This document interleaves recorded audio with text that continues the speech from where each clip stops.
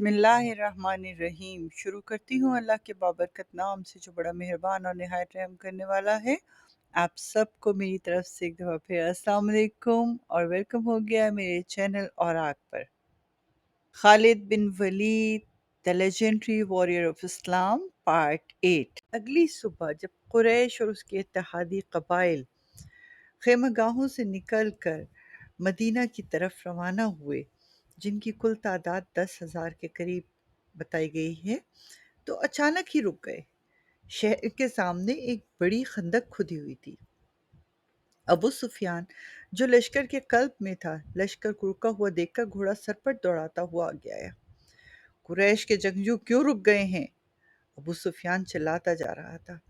طوفان کی طرح آگے بڑھو اور محمد کے مسلمانوں کو کچل ڈالو، شہر کی اینٹ سے اینٹ بجا دو۔ ابو سفیان کا گھوڑا جب آگے گیا تو اس نے گھوڑے کی لگام کو کھینچا اور اس کا گھوڑا اس طرح رک گیا جس طرح اس کے لشکر کے تمام سوار رکے کھڑے تھے۔ اس کے سامنے خندق تھی، اس پر خاموشی طاری ہو گئی۔ خدا کی قسم، یہ ایک نئی چیز ہے جو میری آنکھیں دیکھ رہی ہیں، ابو سفیان نے غصیلی آواز میں کہا۔ عرب کے جنگجو کھلے میدان میں لڑا کرتے ہیں۔ خالد بن ولید کو بلاؤ، اکرم اور صفان کو بھی بلاؤ۔ ابو سفیان خندق کے کنارے کنارے گھوڑا دوڑاتا لے گیا۔ اسے کہیں بھی ایسی کوئی جگہ نظر نہیں آ رہی تھی جہاں سے اس کا لشکر خندق عبور کر سکتا۔ یہ خندق شیخین کی پہاڑی سے لے کر جبل بنی عبید کے اوپر سے پیچھے کی طرف چلی گئی تھی۔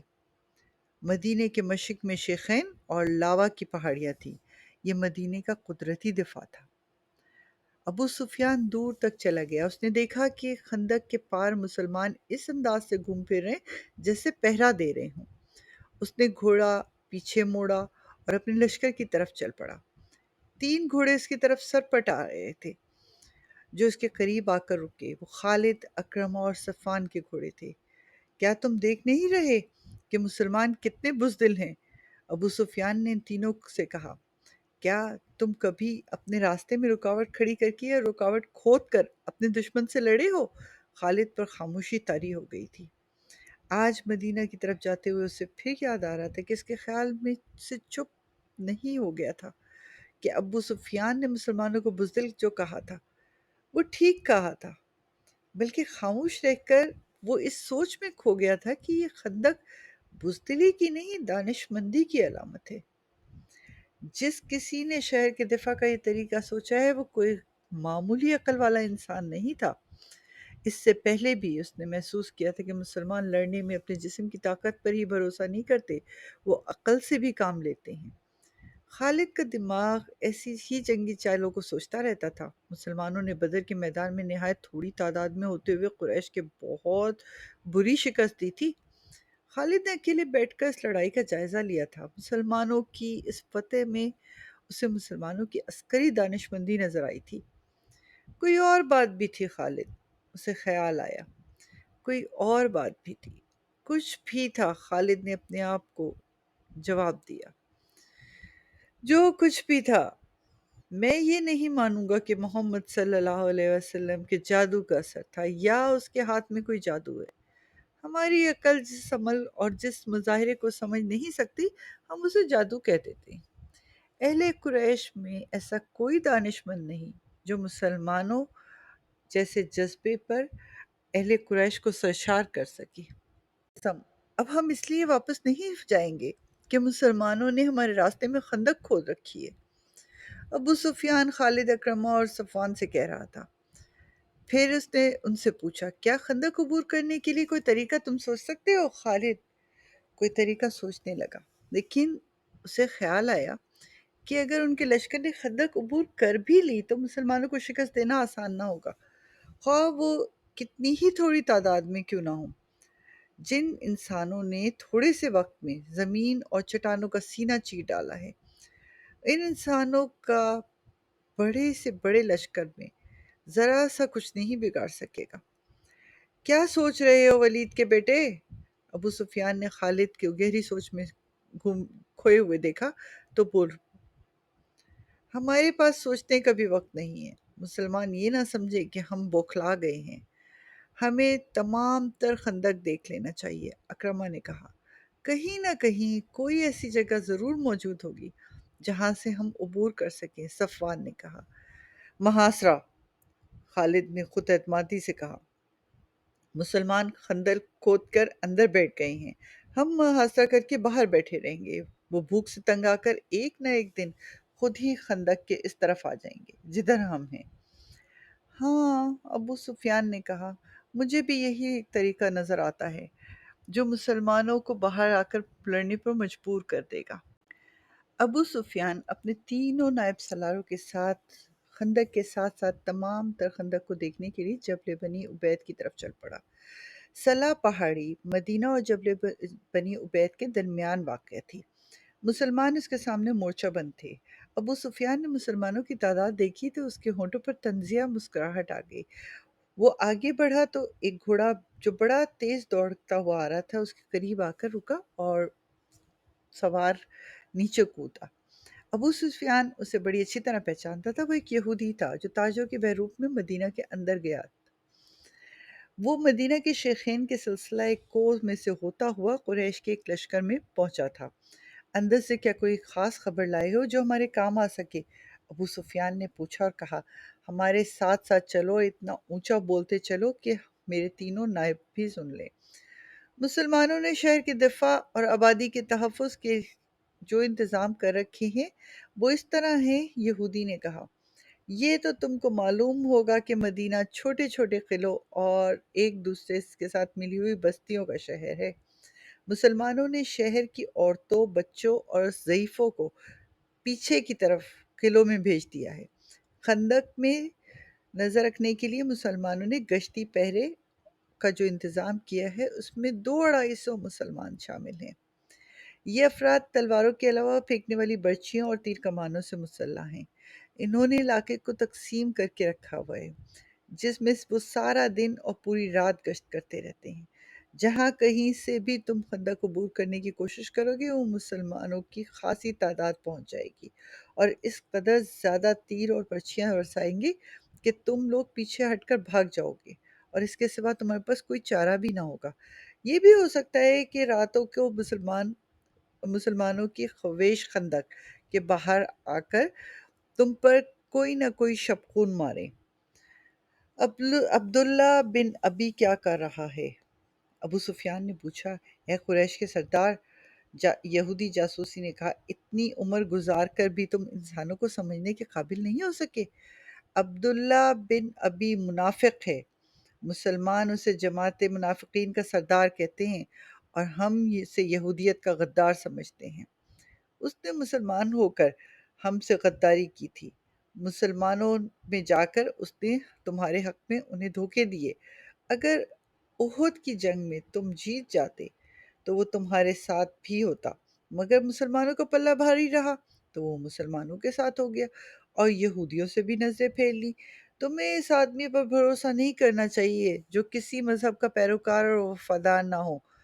اور حی بن اخطب وہ کہاں ہیں؟ ابو سفیان نے پوچھا۔ اسے محاصرے کا منظر یاد آ گیا۔ لشکر کا وہ حصہ اس کی زیر کمان تھا، اس نے آج تک بڑے اچھے طریقے سے محاصرے کی ترتیب میں رکھا ہوا تھا۔ یہ محاصرہ 22 روز تک رہا۔ پہلے 10 دنوں میں ہی شہر کے اندر مسلمان خوراک کی کمی محسوس کرنے لگے تھے، لیکن اس سے قریش کو کوئی فائدہ نہیں پہنچا کیونکہ وہ اپنے ساتھ خوراک اور رزق بہت کم لائے تھے۔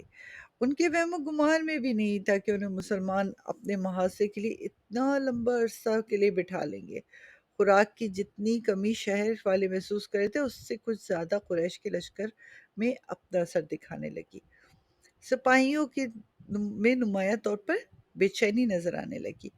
مورخ ابن ہشام نے لکھا ہے کہ اس کیفیت میں شہر میں خوراک کا کوئی ذخیرہ نہ تھا، لوگوں کو روزانہ نصف خوراک دی جاتی تھی۔ منافقین اور یہودی تقریب کار سر پردہ حرکت میں آ گئے تھے، کوئی نہ جان سکا کہ وہ آواز کہاں سے اٹھی ہے، لیکن یہ آواز سارے شہر میں پھیل گئی۔ محمد ہمیں کسی بری موت سے مروانے کا بندوبست کر رہا ہے۔ ایک طرف وہ کہتا ہے کہ بہت جلد کیسر و کسریٰ کے خزانے ہمارے قدموں میں پڑے ہوں گے، دوسری طرف ہم نے اس کی نبوت کا یہ اثر بھی نہیں دیکھا کہ آسمان سے ہمارے لیے خوراک اترے۔ لوگوں نے اسلام قبول تو کر لیا ہے، لیکن وہ گوشت پوست کے انسان تھے۔ وہ پیٹ کی آوازوں سے متاثر ہونے لگے۔ آخر ایک آواز نے انہیں پیٹ کی بھوت سے آزادی دی۔ تم خدا سے یہ کہو گے کہ ہم نے اپنے پیٹ کو خدا سے زیادہ مقدس جانا تھا؟ یہ ایک رات کی کڑکدار آواز تھی جو مدینہ کے گلی کوچوں میں سنائی دینے لگی۔ آج خدا کو وہ لوگ عزیز ہوں گے جو اس کے رسول صلی اللہ علیہ وآلہ وسلم کے ساتھ بھوکے اور پیاس سے جانے دیں گے۔ خدا کی قسم، اس سے زیادہ بڑی بزدلی اور بے غیرتی مدینے والوں کے لیے اور کیا ہوگی کہ اہل مکہ کے قدموں میں جا کر گریں اور کہیں کہ ہم تمہارے غلام ہیں، ہمیں کچھ کھانے کو دے دو۔ رسول کریم صلی اللہ علیہ وآلہ وسلم شہر کے دفاع میں اس قدر سرگرم تھے کہ آپ صلی اللہ علیہ وسلم کے لیے دن اور رات ایک ہو گئے تھے۔ محاصرے کے دوران آپ صلی اللہ علیہ وآلہ وسلم کی سرگرمیاں اور آپ کی حالت ایک سالار کے علاوہ ایک سپاہی کی بھی تھی۔ آپ صلی اللہ علیہ وسلم کو اس کیفیت اور اس سرگرمی کو دیکھ کر مسلمان بھوک اور پیاس بھول جاتے تھے، اور ان کو ایسا جوش آتا تھا کہ ان میں بعض خندق کے قریب چلے جاتے اور قریش کی بزدلی کے طعنے دینے لگتے۔ وہ 7 مارچ 627 کا دن تھا جب ابو سفیان نے پریشان ہو کر کہا کہ حیے بن اخطب کو بلاؤ۔ اس کی پریشانی کا باعث یہ تھا کہ 10 دنوں میں ہی اس کے لشکر کی خوراک کا ذخیرہ بہت کم رہ گیا تھا۔ سپاہیوں نے قرب و جوار کی بستیوں میں لوٹ مار کر کے کھانا اور کچھ خوراک تو حاصل کر لی تھی، لیکن اس ریگزار میں لوگوں کے گھروں میں بھی خوراک کا کوئی ذخیرہ خاص نہیں تھا۔ قریش کے لشکر میں بددلی پھیلنے لگی۔ اپنے لشکر کے جذبے کو یوں ٹھنڈا پڑتے دیکھ کر اس نے یہودیوں کے ایک قبیلے کے سردار حیے بن اخطب کو بلایا، جو قریش کی سرزمین میں زمین دوز مدد کے لیے لشکر کے قریب ہی کہیں موجود تھا۔ وہ تو اس کا انتظار کر رہا تھا کہ اس کو اہل قریش بلائیں اور اس سے مدد مانگیں۔ مدینہ سے کچھ ہی دور یہودیوں کے ایک قبیلے میں بنو قریظہ کی بستی تھی۔ اس قبیلے کے سردار کعب بن اسد اس بستی میں رہتا تھا۔ اس رات جب وہ گہری نیند سویا ہوا تھا، دروازے پر بڑی زور سے دستک ہوئی اور اس کی آنکھ کھل گئی۔ اس نے اپنے غلام کو آواز دے کر کہا، دیکھو باہر کون ہے؟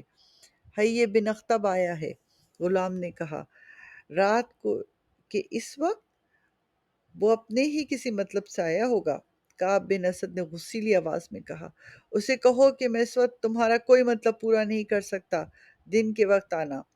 بنو قریظہ یہودیوں کا وہ قبیلہ تھا جس سے مسلمانوں کے ساتھ دوستی تھی اور ایک دوسرے کے خلاف جنگ نہ کرنے کا معاہدہ کر رکھا تھا۔ اس معاہدے میں یہودیوں کے دوسرے 2 قبیلے بنو قذیفہ اور بنو نصیر بھی شامل تھے، لیکن ان دونوں قبیلوں نے اس معاہدے کی خلاف ورزی کی تھی اور مسلمانوں نے انہیں وہ سزا دی تھی کہ وہ لوگ شام کی طرف بھاگ گئے تھے۔ صرف بنو قریظہ ایسا قبیلہ تھا جس نے معاہدے کو برقرار رکھا ہوا تھا اور اس کا احترام کیا تھا۔ مسلمان جنگ خندق میں اس قبیلے کی طرف سے ذرا سا بھی خطرہ محسوس نہیں کر رہے تھے۔ حیے بن اخطب ایک یہودی تھا اور وہ کعب بن اسد کے پاس ایک یہودی سمجھ کر ہی آیا تھا۔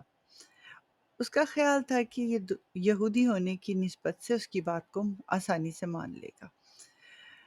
کعب بن اسد کے منع کرنے کے باوجود بھی وہ وہاں سے نہ ہٹا۔ مجبوراً اسے اندر بلا لیا گیا۔ میں جانتا ہوں تم اس وقت میرے پاس کیوں آئے ہو، کعب بن اسد نے حیے سے کہا۔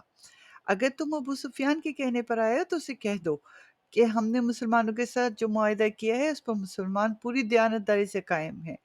وہ ہمیں اپنا حلیف سمجھتے ہیں اور انہوں نے ہمیں پورے حقوق دے رکھے ہیں۔ کعب بن اسد، ہوش میں آؤ، حیے بن اخطب نے کہا۔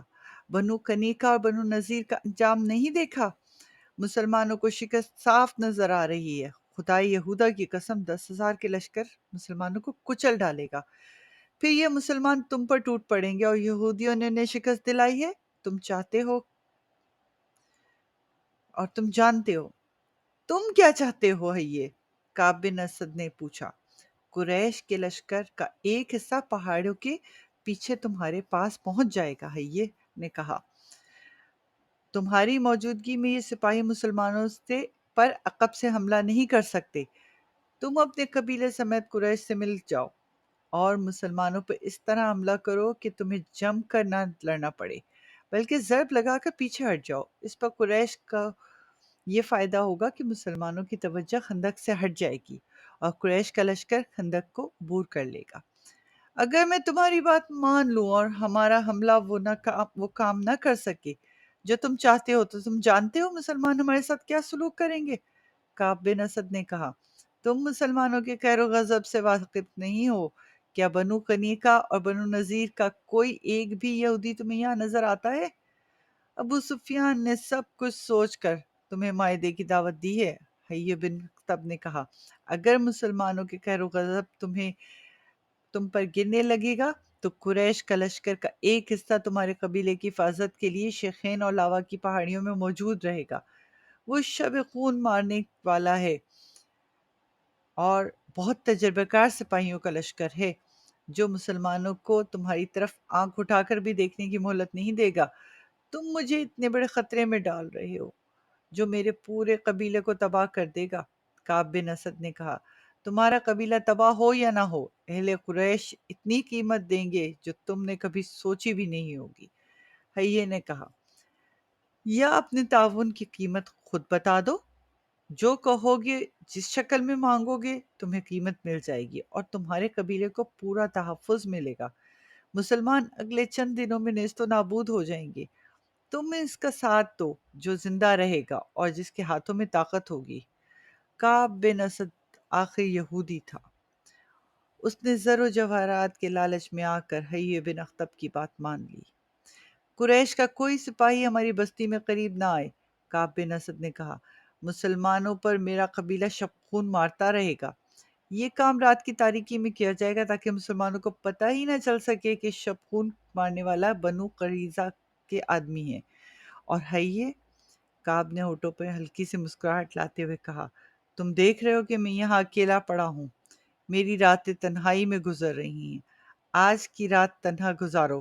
حیّ نے کہا، کل تم تنہا نہیں ہوگے، مجھے 10 دنوں کی مہلت ملنی چاہیے۔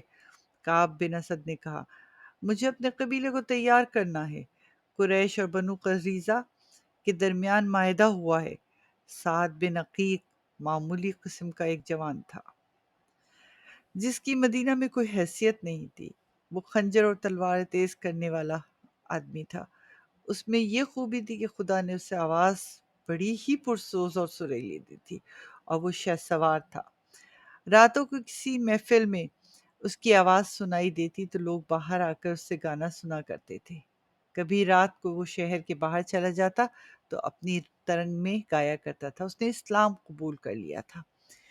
ایک رات وہ پرسوز آواز میں شہر سے دور کہیں گا رہا تھا کہ ایک بڑی خوبصورت اور جوان لڑکی اس کے سامنے آن کھڑی ہوئی، جیسے کوئی جن یا چڑیل انسان کے حسین روپ میں آ گئی ہو۔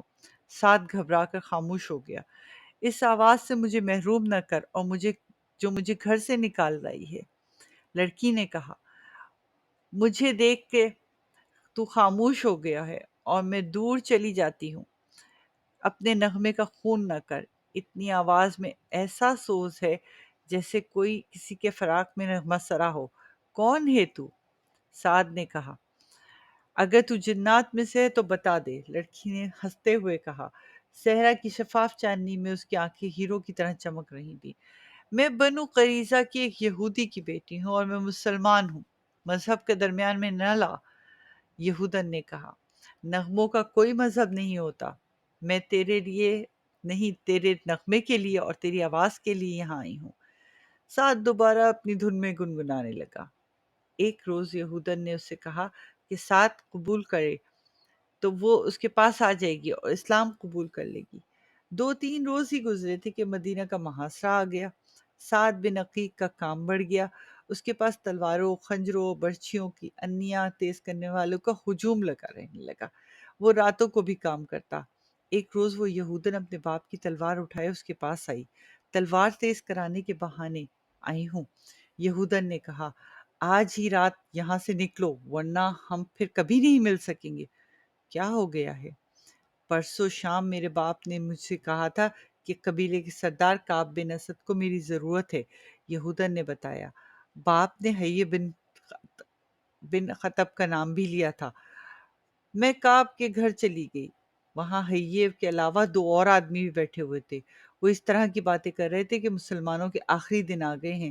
کعب بن اسد حیّ بن اخطب سے اور قریش کے دوسرے لوگوں سے کہہ رہا تھا کہ مسلمانوں پر عقب سے حملہ کیا جائے گا۔ اس یہودن کو رات پھر کعب کے پاس گزارنی پڑی۔ صبح وہ اپنے گھر سے آ گئی۔ اس سے مسلمانوں کے ساتھ کوئی دلچسپی نہ تھی۔ اس کی دلچسپیاں صرف سعد کے ساتھ تھیں۔ اس کے کانوں میں اس کی آواز، اس کی باتیں اور اس کی دھن رہتی تھی۔ سعد بن عقیق اس یہودن کی محبت کو تو بھول گیا۔ اس نے یہودن کو گھر بھیج دیا اور ایک بزرگ مسلمان کو بتایا کہ کعب بن اسد نے حیّ کے کہنے پر قریش اس کے ساتھ معاہدہ کر لیا ہے۔ اس بزرگ نے یہ اطلاع اوپر پہنچا دی اور رسول کریم صلی اللہ علیہ وآلہ وسلم کو بتایا کہ بنو قریظہ نے بنو قنیقہ اور بنو نذیر کی طرح اپنا معاہدہ توڑ دیا ہے۔ نبی اکرم صلی اللہ علیہ وآلہ وسلم نے کعب بن اسد کے خلاف کوئی کارروائی کرنے سے پہلے یہ یقین کر لینا ضروری سمجھا کہ بنو قریظہ کے واقعی قریش کے ساتھ معاہدہ ہوا ہے یا نہیں۔ اللہ اپنے نام لیوا بندوں کی مدد کرتا ہے۔ اس کے بعد فوراً ایک ایسا واقعہ پیش آیا جس سے تصدیق ہو گئی اور بنو قریظہ اور قریش کے درمیان کا معاہدہ جو بڑا خطرناک تھا کھل کے سامنے آ گیا۔ حیّ بن اخطب ایک یہودی تھا اور وہ کعب بن اسد کے پاس ایک یہودی سمجھ کر ہی آیا تھا۔ اس کا خیال تھا کہ یہ یہودی ہونے کی نسبت سے اس کی بات کو آسانی سے مان لے گا۔ کعب بن اسد کے منع کرنے کے باوجود بھی وہ وہاں سے نہ ہٹا۔ مجبوراً اسے اندر بلا لیا گیا۔ میں جانتا ہوں تم اس وقت میرے پاس کیوں آئے ہو، کعب بن اسد نے حیّ سے کہا۔ اگر تم ابو سفیان کے کہنے پر آئے ہو تو اسے کہہ دو کہ ہم نے مسلمانوں کے ساتھ جو معاہدہ کیا ہے اس پر مسلمان پوری دیانتداری سے قائم ہیں۔ وہ ہمیں اپنا حلیف سمجھتے ہیں اور انہوں نے ہمیں پورے حقوق دے رکھے ہیں۔ کعب بن اسد، ہوش میں آؤ، حیّ بن اخطب نے کہا۔ بنو قنیقہ اور بنو نذیر کا انجام نہیں دیکھا؟ مسلمانوں کو شکست صاف نظر آ رہی ہے۔ خدائے یہودہ کی قسم 10,000 کے لشکر مسلمانوں کو کچل ڈالے گا۔ پھر یہ مسلمان تم پر ٹوٹ پڑیں گے اور یہودیوں نے انہیں شکست دلائی ہے۔ تم چاہتے ہو اور تم جانتے ہو۔ تم کیا چاہتے ہو حیّ؟ کعب بن اسد نے پوچھا۔ قریش کے لشکر کا ایک حصہ پہاڑوں کے پیچھے تمہارے پاس پہنچ جائے گا، حیّ نے کہا۔ تمہاری موجودگی میں یہ سپاہی مسلمانوں پر عقب سے حملہ نہیں کر سکتے۔ تم اپنے قبیلے سمیت قریش سے مل جاؤ اور مسلمانوں پر اس طرح حملہ کرو کہ تمہیں جم کر نہ لڑنا پڑے بلکہ ضرب لگا کر پیچھے ہٹ جاؤ۔ اس پر قریش کا یہ فائدہ ہوگا کہ مسلمانوں کی توجہ خندق سے ہٹ جائے گی اور قریش کا لشکر خندق کو عبور کر لے گا۔ اگر میں تمہاری بات مان لوں اور ہمارا حملہ وہ کام نہ کر سکے جو تم چاہتے ہو تو تم جانتے ہو مسلمان ہمارے ساتھ کیا سلوک کریں گے؟ کعب بن اسد نے کہا۔ تم مسلمانوں کے قہر و غضب سے واقف نہیں ہو۔ کیا بنو قنیقہ اور بنو نذیر کا کوئی ایک بھی یہودی تمہیں یہاں نظر آتا ہے؟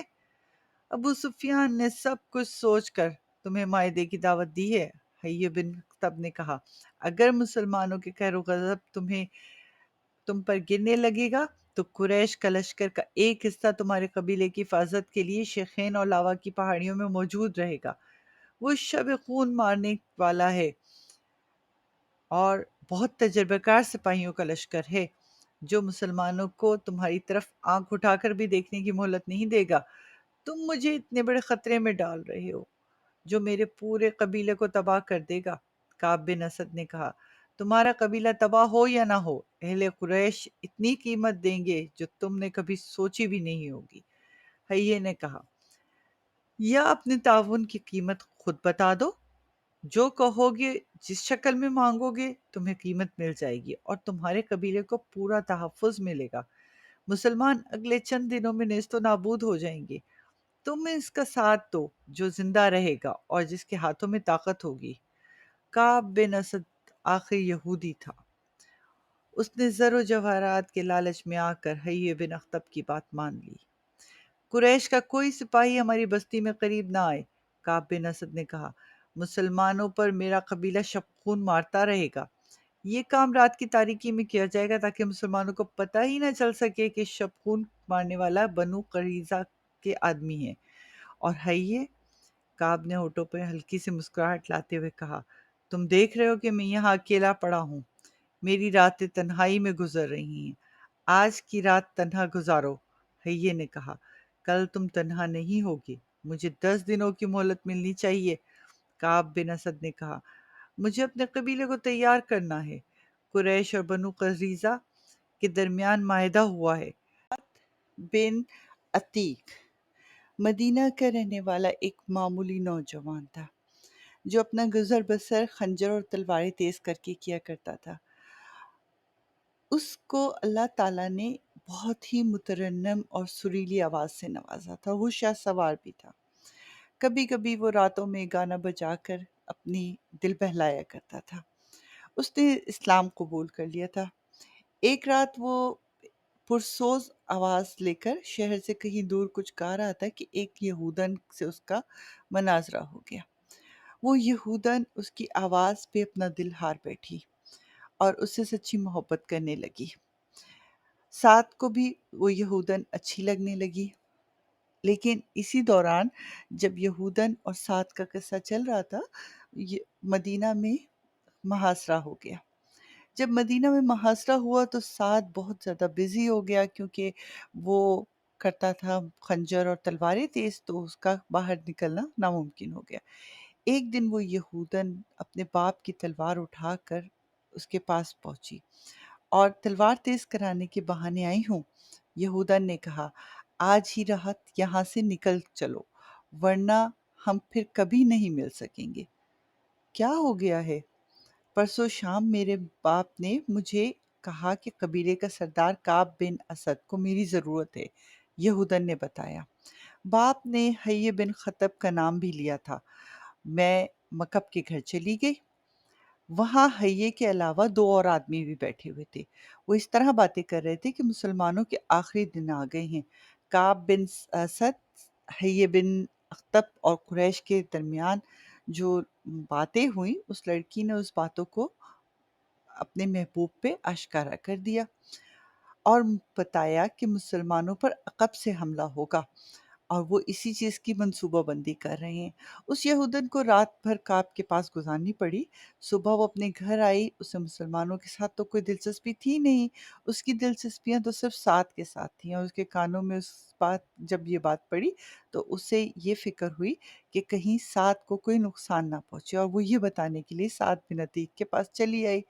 سعد بن عتیق اس یہودن کی محبت کو تو بھول گیا۔ اس نے یہودن کو گھر بھیج دیا اور ایک بزرگ مسلمان کو بتایا کہ کعب بن اسد نے حیّ کے کہنے پہ قریش سے معاہدہ کر لیا ہے۔ اس بزرگ نے یہ اطلاع اوپر پہنچا دی اور یہ بات نبی اکرم صلی اللہ علیہ وآلہ وسلم کو بتائی گئی کہ بنو قریظہ نے بنو قنیقہ اور بنو نذیر کی طرح اپنا معاہدہ توڑ دیا ہے۔ آپ صلی اللہ علیہ وسلم نے کعب بن اسد کے خلاف کوئی کارروائی کرنے سے پہلے یہ یقین کر لینا ضروری سمجھا کہ بنو قریظہ کا واقعی قریش کے ساتھ کوئی معاہدہ ہے یا نہیں۔ اللہ کے نام لیوا لوگوں کا اللہ مدد کرتا ہی ہے۔ اس کے فوراً بعد ہی ایک ایسا واقعہ ہوا جس سے تصدیق ہو گئی کہ بنو قریظہ اور قریش کے درمیان بہت بڑا خطرناک معاہدہ طے پایا ہے۔ واقعہ یوں ہے کہ عورتوں اور بچوں کو شہر کے ان مکانوں اور چھوٹے چھوٹے قلعوں میں منتقل کر دیا گیا تھا جو خندق سے تھوڑا سا دور تھے۔ ایک ایسے ہی قلعے میں رسول کریم صلی اللہ علیہ وآلہ وسلم کی پھوپھی صفیہ رضی اللہ تعالیٰ عنہ چند ایک عورتوں اور بہت سے بچوں کے ساتھ مقیم تھی۔ ایک روز صفیہ رضی اللہ تعالیٰ عنہ قلعے کی فصیل پر گھوم پھر رہی تھی کہ انہوں نے دیکھا کہ نیچے ایک آدمی دیوار کے ساتھ مشکوک سی چال چلتا جا رہا ہے۔ یہ بات کیا ہوا، یہ دیکھنا ہوگا آپ کو اگلی ویڈیو میں۔ اپنا بہت سارا خیال رکھیے گا، دعاؤں میں یاد رکھیے گا، اور ہو سکے تو اس چینل کو سبسکرائب کر لیجئے، لائک کر لیجئے، شیئر کر لیجئے۔ اگر میری کوشش پسند آ رہی ہے تو تھمز اپ دیجئے۔ اللہ حافظ۔